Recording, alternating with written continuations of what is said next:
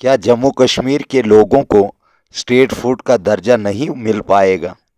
क्या जम्मू कश्मीर के लोगों को जब इलेक्शन हुई तो बीजेपी सरकार जम्मू कश्मीर के अंदर नहीं बन पाई, क्या उसकी सज़ा जम्मू कश्मीर के लोगों को भुगतना पड़ रही है?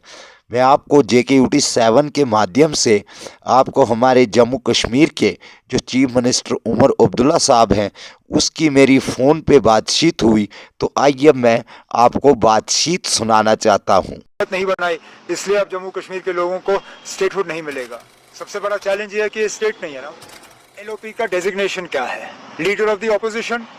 ऑपोजिशन का काम क्या है? अपोज करना। आप किस दुनिया में ये उम्मीद करोगे कि LOP, और वो भी बीजेपी का LOP, नेशनल कॉन्फ्रेंस की हुकूमत की तारीफ करेगा? मैं तो कहता हूँ जितना ज्यादा वो हमारी मुखालफत करें उतना बेहतर है, क्योंकि लगेगा हम मकसद ही ये खोलने का था कि जहाँ जहाँ लोगों के मुतालबे हैं, परेशानियाँ हैं, जहाँ नॉर्मल तरीक़ों से उनका जो मुतालबों का हल नहीं हो रहा है, वहाँ पे हम इंटरवीन करें और लोगों के मुश्किलात जो हैं वो कम करें।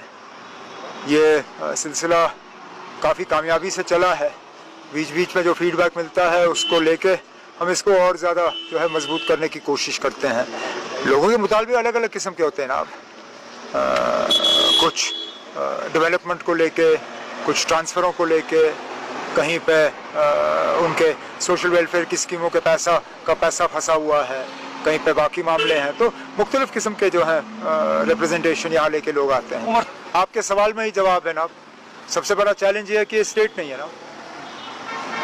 हम तो उम्मीद कर रहे थे कि जिस तरह जम्मू कश्मीर के लोगों को एक वादा किया गया था, और यहाँ तक कि सुप्रीम कोर्ट को भी ये बात कही गई थी कि ये 3 जो है स्टेप प्रोसेस होगा। पहले डिलिमिटेशन, फिर इलेक्शन, फिर स्टेटहुड। डिलिमिटेशन भी हुआ, इलेक्शन भी हुए, लोगों ने बढ़ चढ़ के इलेक्शन में हिस्सा लिया। अब चलिए, बीजेपी की बदकिस्मती। अब सवाल इतना है कि जम्मू कश्मीर के लोगों को कब तक इंतज़ार करना पड़ेगा कि हमें स्टेट फूड का दर्जा वापस मिले? उमर अब्दुल्ला साहब तो चीख चीख कर कह रहे हैं कि अगर जम्मू कश्मीर के अंदर भाजपा सरकार बनी होती थी तो लोगों को और जम्मू कश्मीर को जो स्टेट फूड का दर्जा है वो वापस मिला होता था। क्योंकि उमर अब्दुल्ला साहब ये चीख चीख के कह रहे हैं कि कभी कहीं पैसा फंसा है तो कहीं पे कुछ हुआ है। तो आइए अब उमर अब्दुल्ला साहब के जो आगे जो बातचीत है उसके बारे में आप तक फ़ोन पे ये बातचीत हमारी हो रही है। के लोगों की ज्यादती है ना, क्योंकि कहीं पे भी ये नहीं कहा गया था कि नतीजे बीजेपी के हक में हो तब स्टेटहुड मिलेगा। यहाँ बदकिस्मती से अब देखा जा रहा है कि स्टेटहुड और इन चीज़ों की मुखालफत अगर कहीं से हो रही है तो बीजेपी की तरफ से हो रही है। हमारी तो लगातार कोशिश रही कि टूरिज़्म दोबारा से शुरू हो, और हम उम्मीद भी कर रहे थे कि ये पूजा सीज़न जो है, पूजाओं के बाद वेस्ट बंगाल, कलकत्ता वगैरह से जो है टूरिस्ट दोबारा आना शुरू हो जाएंगे। लेकिन जिस तादाद में हम उम्मीद कर रहे थे उस तादाद में अभी लोग आए नहीं। हमारी कोशिशें तो जारी रहेंगी, देखते हैं क्या होता है। इसमें लिखने में किसी को एतराज़ क्यों? ये 3 अल्फाज लिखने में किसको एतराज़ हो सकता है? मेरी समझ में नहीं आता ना, ये 3 अल्फाज लिखने पे ये गिरफ्तारी की वजह कैसे बनती है? ये आप इसका मतलब कोई वाकई कोई मतलब दिमागी तौर बहुत ज़्यादा बीमार होगा जो इन 3 अल्फाजों को लेके इसके ऊपर कोई केस बना सकता है।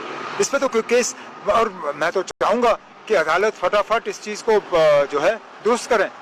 ये कहीं पे भी ये 3 अल्फाज लिखने, आई लव मोहम्मद, कहाँ से गैर कानूनी है ना? अगर 1 मिनट के लिए आप इसको एक मजहब के साथ जोड़ देते हैं तब भी इसमें क्या गलती है ना? क्या बाकी मजहब जो हैं अपने रहनुमा, अपने जो मजहबी जो हमारे ये हैं, हाँ, उनके बारे में नहीं लिखते? क्या हमारे जो सिख भाई बहन हैं अपने गुरुओं के बारे में नहीं लिखते? क्या हमारे हिंदू भाई बहन जो हैं अपने मुख्तलिफ भगवानों के बारे में नहीं लिखते? लिखते हैं। आप जम्मू कश्मीर से बाहर जाइए, शायद ही आपको कोई गाड़ी दिखेगी जहाँ पे किसी भगवान की तस्वीर नहीं होगी। तो अगर वो गैर कानूनी नहीं है तो ये कहाँ से गैर कानूनी हो जाता है? LOP का डेजिग्नेशन क्या है? Leader of the opposition. Opposition का काम क्या है? अपोज करना। आप जनाब किस दुनिया में ये उम्मीद करोगे कि एलओपी, और वो भी बीजेपी का एलओपी, नेशनल कॉन्फ्रेंस की हुकूमत की तारीफ करेगा? क्योंकि भाजपा के जो लोग हैं, भाजपा की जो सेंटर में सरकार है, वो जम्मू कश्मीर के लोगों को तड़फा रही है, तरसा रही है। क्योंकि जम्मू कश्मीर के अंदर गरीबी बहुत है और जम्मू कश्मीर के अंदर बेरोज़गारी बहुत है। जम्मू कश्मीर के अंदर जब बारिशों की वजह से सैलाब आया तो जम्मू कश्मीर के अंदर लोगों के घर उजड़ गए, लोगों की ज़मीनें गई।